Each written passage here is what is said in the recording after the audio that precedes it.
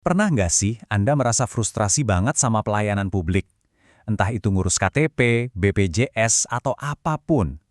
Nah, kali ini yuk kita kupas tuntas gimana cara menangani masalah-masalah kayak gitu.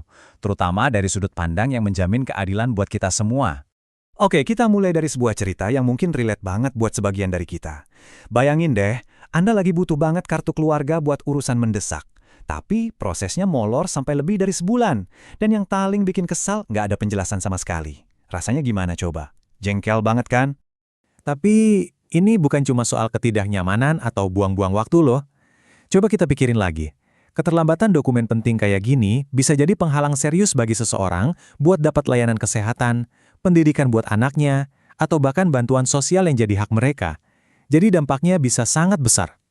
Nah, masalah semacam ini tuh ada namanya. Ini bukan sekedar kesalahan teknis atau human error biasa. Ini yang disebut dengan maladministrasi. Intinya, ini adalah sebuah kegagalan dalam pelayanan publik.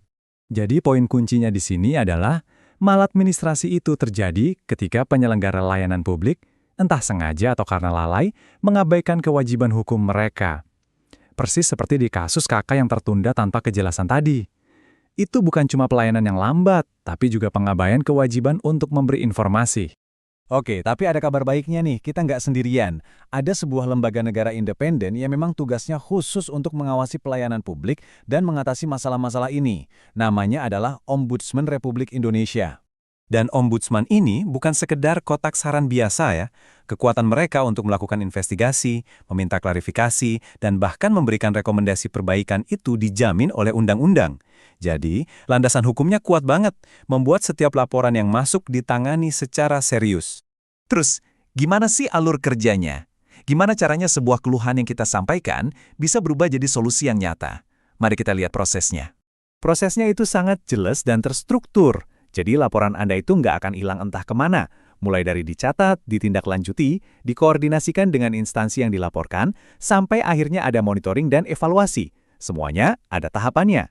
Nah, sekarang kita masuk ke bagian yang menurut saya paling menarik dan krusial, yaitu bagaimana kita bisa melihat semua masalah ini melalui sebuah lensa yang lebih dalam dan lebih adil, yaitu perspektif GDSI.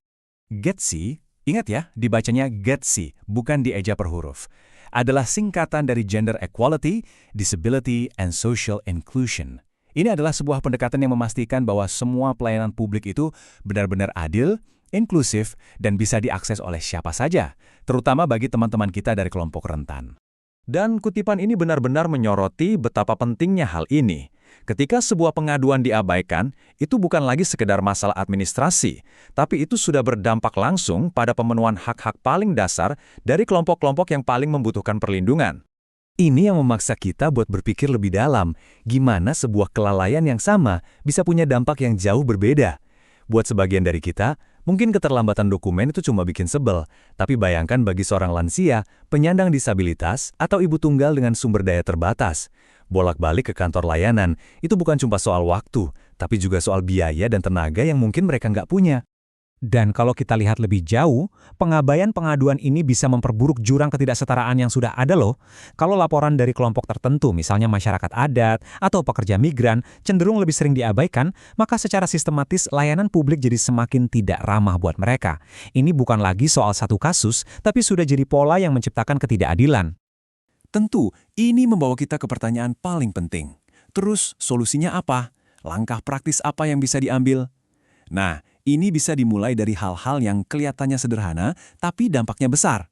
Misalnya, menyediakan kanal pengaduan lewat telepon atau pesan suara untuk penyandang disabilitas netra, atau menyediakan formulir dalam bahasa yang mudah dipahami.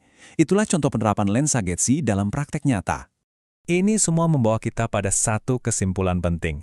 Mewujudkan pelayanan publik yang benar-benar inklusif itu adalah tanggung jawab kita bersama, bukan cuma tugas ombudsman atau pemerintah saja. Pada akhirnya, tujuannya sederhana tapi sangat kuat. Dengan memperkuat pengawasan dari berbagai pihak, termasuk dari kita sebagai masyarakat, kita bisa menghadirkan keadilan dalam setiap interaksi kita dengan layanan publik sehari-hari. Jadi, pesan utamanya adalah, kalau Anda mengalami maladministrasi, jangan pernah ragu atau takut untuk melapor. Suara Anda, laporan Anda, itu bukan sekedar keluhan. Itu adalah alat yang sangat penting untuk membangun sistem layanan publik yang lebih baik dan lebih adil untuk setiap warga negara di Indonesia.